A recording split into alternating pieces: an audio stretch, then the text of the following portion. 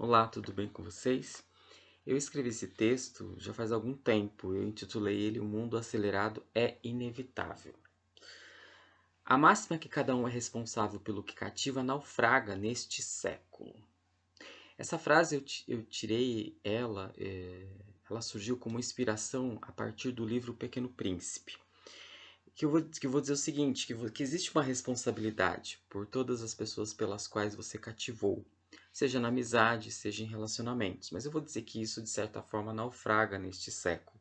Por quê? Porque no lugar da responsabilidade, a gente vê mais de maneira geral uma irresponsabilidade, né? Você descarta amigo, ou descarta amizade, ou descarta uma namorada ou namorado, como se descarta, enfim, qualquer objeto que não tem mais utilidade para você. Então, por isso que eu vou dizer que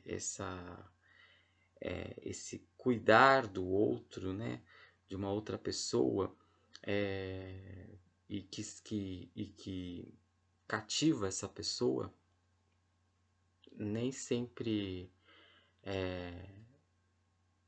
nem sempre é colocada como um ato de responsabilidade da pessoa, né? A velocidade das coisas e das emoções é acelerada. Aqui eu vou elencar mais a questão da emoção, principalmente que é um termo que foi usado pelo professor Milton Santos na sua grande obra Natureza do Espaço, Técnica, Tempo, Razão e Emoção, de 1996, em que ele vai dizer que as emoções devem ser também levadas em consideração na formulação do pensamento, né? Assim como a razão.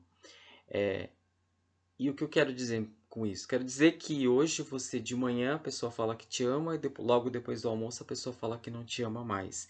Então existe assim uma aceleração dessas emoções, né? O avanço da tecnologia propõe uma diminuição, entre aspas, do tempo e do espaço. Por que uma sensação, uma impressão de diminuição do tempo e do espaço? Devido ao próprio desenvolvimento tecnológico.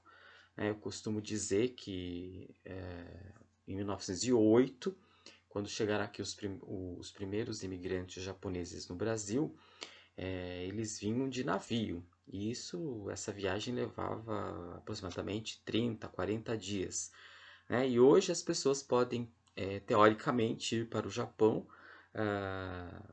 tendo como um tempo de viagem 24 horas, né? A questão é que você sai do aeroporto de Guarulhos e chega e faz escala em Nova York, ou em Los Angeles, e aí tem a questão do atraso do voo, da escala, enfim. Então você tem um certo atraso, mas enfim, em questão de aproximadamente entre 24 horas e 30 horas você chega no Japão, ou seja, devido ao avanço tecnológico, hoje a possibilidade de se viajar através de avião, desse enorme objeto técnico. E num tempo passado você ia, por exemplo, aqui da cidade de Itapetininga, interior de São Paulo, até São Paulo a cavalo. Hoje você pode ir, para quem tem grana, de Hilux até São Paulo. Você consegue fazer aí, sei lá, em 2 horas até a cidade de São Paulo, com trânsito livre e usando uma velocidade mais intensa, né? Então, nem todos os lugares e nem todas as pessoas participam deste processo contemporâneo de forma homogênea, porém, praticamente tudo é afetado por esta aceleração. Como diria o geógrafo Milton Santos, né, 1996, 1999, 2000, a tecnosfera se materializa em alguns territórios do globo que são privilegiados e escolhidos, enquanto que a psicosfera parece tomar conta do mundo. O que significa isso, né? Essa tecnosfera que se materializa no mundo. Quer dizer que todo o arsenal tecnológico, ele se implanta em alguns pedaços do território, em algumas porções de território.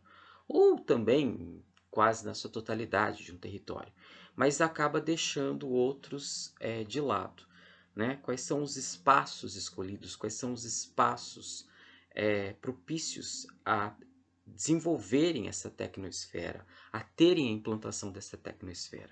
Por exemplo, a Avenida Paulista, na cidade de São Paulo, você tem ali o que?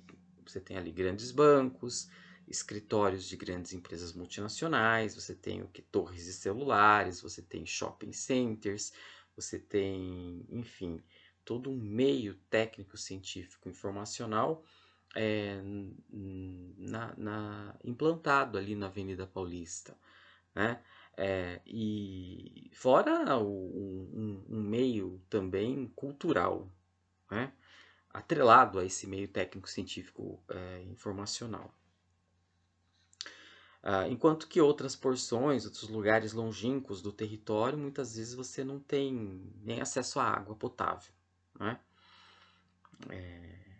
Mas que existe uma psicoesfera, né, que toma conta do mundo, ou seja, essa psicoesfera técnica, né, técnica capitalista, ela toma conta do mundo. Por quê? Porque lá num sítio distante do interior do estado de São Paulo, aquela senhora que vive num pequeno sítio, hoje já tem um celular e ela consegue se comunicar via WhatsApp, ou ela tem uma televisão e por essa televisão ela consegue ver as propagandas de televisão, né? Ela vê a novela da Rede Globo, né?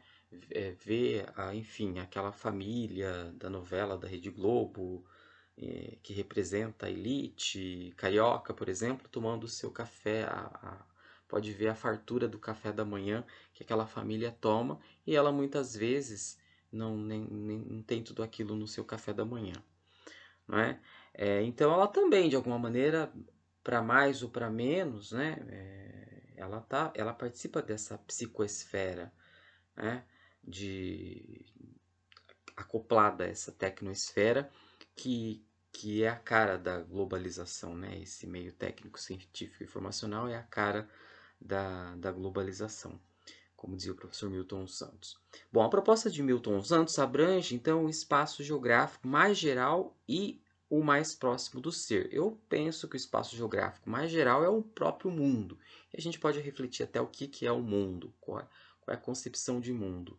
E mais próximo do ser é aquele espaço mais próximo de você, uma sala de aula, sua casa, a rua, enfim, o seu cotidiano.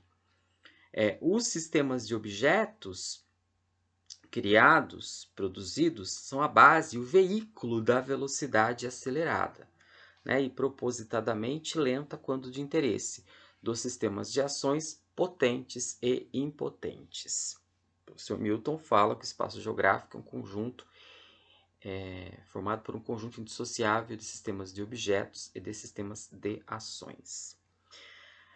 A lentidão em si não tem mais condições para se sustentar no período atual, intitulado por Milton de técnico, científico e informacional. Ela se torna uma resistência teórica, inerte e prática. É deixada de lado e colocada como um equívoco. Eu costumo dizer para os meus alunos que hoje é extremamente importante você saber, além do português, uma outra língua, né? Que seja o inglês, que hoje é praticamente uma língua universal.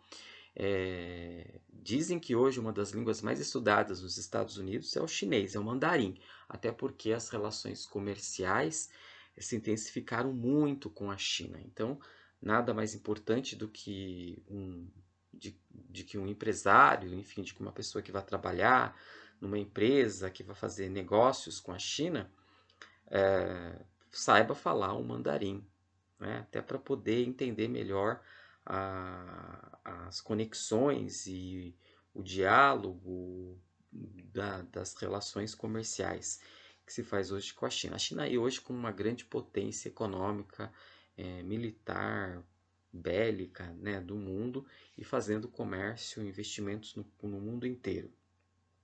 Até o professor Elias Jabbour fala que a China é um país, é um tipo de socialismo que se tem hoje na China.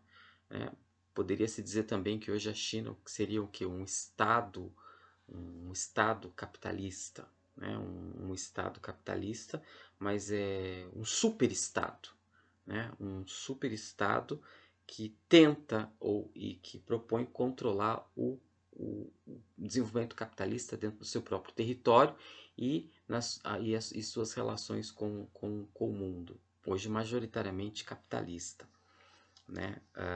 Enfim. Bom, a consciência deste fato inédito, que é sempre parcial, e a necessidade de estar ao mesmo tempo, de não estar no reino dos objetos acelerados, propicia a possibilidade de rompimento da supremacia e auge da alienação, renovada, advertida por Karl Marx, 1964 e 74. Né? Aqui, pensando a alienação como na questão do que o próprio Marx propõe, né, a falta de consciência do trabalhador no sentido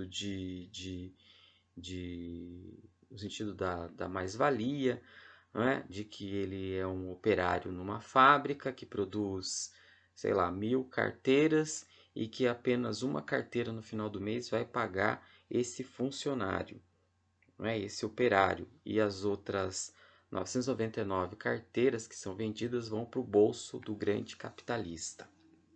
Né? E existe então essa alienação, né? Porque o trabalhador, ele de certa forma se contenta apenas com o trabalho e ele está lá enriquecendo o grande capitalista. E hoje o trabalhador, a trabalhadora fica até contente de ter trabalho, né? De ter um salário diante do desemprego. Porque se ele contesta alguma coisa ou se ele, enfim, se por algum motivo ele fica doente, esse trabalhador fica doente e tal, ele pode ser descartado, porque lá fora tem mais de 10 pessoas querendo entrar nessa fábrica, enfim, pode estar ocupando o posto de trabalho dele. Bom, as ações e as emoções sofrem uma vertigem. O que significa isso? As ações e as emoções sofrem uma vertigem. Eu quero dizer assim, que hoje você tem o quê? Uma aceleração disso também, no sentido de que você... Eu vou continuar a frase que acho que fica melhor para a gente entender. Então, as ações e as emoções sofrem uma vertigem. Elas, em questões de segundos, minutos, horas e dias, vão do mais profundo ao mais supérfluo, do dramático, do trágico e ou do cômico. Acho que o bom exemplo disso é a questão da pandemia. A gente passou aí por uma pandemia horrorosa, né? Enfim, no Brasil ainda foi mais feia, essa pandemia foi ainda mais feia, porque a gente teve um desgoverno, né? Um governo que negou a pandemia, ou mais do que isso, foi um ativista da pandemia. E aí eu lembro, né, o nosso atual presidente, que imitou pessoas passando, né, tendo falta de ar, falta de oxigênio, né? Chegou a imitar, inclusive, essa falta de oxigênio que as pessoas tinham na pandemia. Ou seja, a pandemia é uma coisa trágica, morreram pessoas, mais de 600, já estamos chegando a quase 700 mil pessoas mortas pela pandemia, né? Que é uma coisa triste, enfim, trágica, e de repente a gente vê o que o presidente numa live imitando uma pessoa tendo falta de ar. Então, isso acaba até virou até meme, enfim, e acabou virando até uma coisa, ou seja, do trágico, de uma coisa trágica, virou uma coisa cômica. Né? Assim como se fala, experimenta-se do mais íntimo e inimaginável, estando face a face e ou não, via meios tecnológicos, fala-se, experimenta-se o mais óbvio e por isso mesmo surpreendente do superficial e raso humano. As décadas são ainda válidas para o planejamento do capital. Quero dizer o seguinte, que nesse meio técnico, científico e informacional a gente tem um mar de informações, né? Porém, também existe, as pessoas se afogam no meio de tanta informação, elas ficam atordoadas no meio de tanta informação. Até porque elas não sabem fazer, muitas vezes, a reflexão sobre as informações. As pessoas não estudam mais, elas emitem opiniões com bases em manchetes, que elas veem em redes sociais, né, em Facebook, enfim, elas emitem, formam suas opiniões através de fake news, através de mensagenzinhas que chegam pelo WhatsApp, né? E aí elas formam a sua opinião e formam até a sua formação. E aí fica muito raso e muito superficial, não é? A ponto das pessoas irem na frente de quartéis pedirem a volta da ditadura militar. Né? Acho que elas nem sabem o que foi a ditadura militar, né? Onde pessoas morreram, onde não se tinha liberdade de imprensa, onde tudo era censurado, as pessoas tiveram que se exilar do país, todas aquelas pessoas que tinham um pensamento diferente, ou que às vezes nem tinham tanto pensamento diferente, assim, tiveram que ir embora, pessoas que sumiram, morreram, foram torturadas, enfim, não sei como que alguém ainda pode ter a capacidade de pedir a volta da ditadura militar, não é? Então é uma falta assim de conhecimento, de memória, né? Até porque a memória não importa no sistema capitalista de consumo, no sistema capitalista financeiro. Né? As décadas são ainda válidas para o planejamento do capital. Por quê? Porque as grandes empresas multinacionais elas fazem um planejamento, né? Hoje, um planejamento, inclusive, mundial. Né? O meio é cada vez mais artificial e as relações tendem à artificialidade. Esse talvez seja o paradoxo do tempo presente. A radicalidade da técnica, que quer ser hegemônica e apenas democrática para um punhado de gente, gera uma contra-radicalidade, outra forma de barbárie. O professor Milton Santos dizia que o mundo está nas mãos de um punhado de grandes empresas multinacionais. O meio é cada vez mais artificial. Por quê? Porque a gente está cada vez mais rodeado de objetos técnicos, né? De objetos artificiais. É só você entrar dentro de um shopping center. Né? Tudo ali é praticamente plastificado. Né? Nada ali é tudo praticamente um simulacro. Nada ali pode ser verdadeiramente verdadeiro. Né? Tudo está embalado, né? O shopping center como se diria a professora Silvana Pintaldi, é a catedral do consumo, a catedral da mercadoria, né? Tudo ali é bonito, até o ar ali, a gente nem tem dúvida se o ar realmente é um ar natural, porque tem ar condicionado. Né? Então a gente vive hoje em ambientes cada vez mais artificiais, artificializados, cidades artificiais e artificializadas. Né? Nem todo mundo também, né? Porque nem todo mundo tem acesso a esses lugares. Né? Enfim, quando você entra num banco, né? Num grande banco, né? Você tem o quê? Você tem ali os caixas eletrônicos, né? As portas giratórias, enfim. Hoje, inclusive na minha escola, para poder entrar, você olha para um pequeno objeto técnico, como se fosse uma pequena filmadora, uma pequena máquina fotográfica. Ela captura a imagem do seu rosto e as portas se abrem. Né? Então a gente vive hoje nessa artificialidade do meio, nessa tecnologia cada vez mais presente no nosso meio. Ela traz insegurança? Aí está uma questão a ser colocada, né? Até porque as salas de aula hoje tem câmeras, né? Também, os muros altos, portas elétricas, tudo para proteger os alunos e as alunas e de quem está fora, né? Enfim, ou a gente fica cada vez mais preso lá dentro. Bom, é um paradoxo. Então a gente vive hoje essa artificialidade do meio, o meio cada vez mais artificial. Não é? E aí tem uma questão colocada também, que é você compra um celular hoje, para quem pode comprar, mas hoje está bem popularizado, mas sei lá, o celular, daqui a alguns meses já sai um celular mais moderno. Aí você pega esse celular seu, já descarta e compra o outro mais moderno. Daqui mais alguns meses surge um outro ainda mais moderno, com alguma coisa a mais. Aí você descarta esse segundo celular, compra um terceiro celular.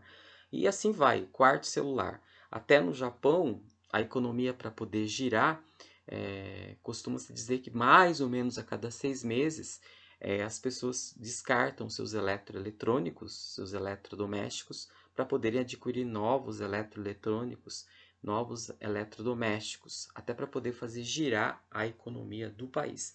Não sei se isso ainda está ocorrendo, porque o Japão também andou aí passando por algumas crises.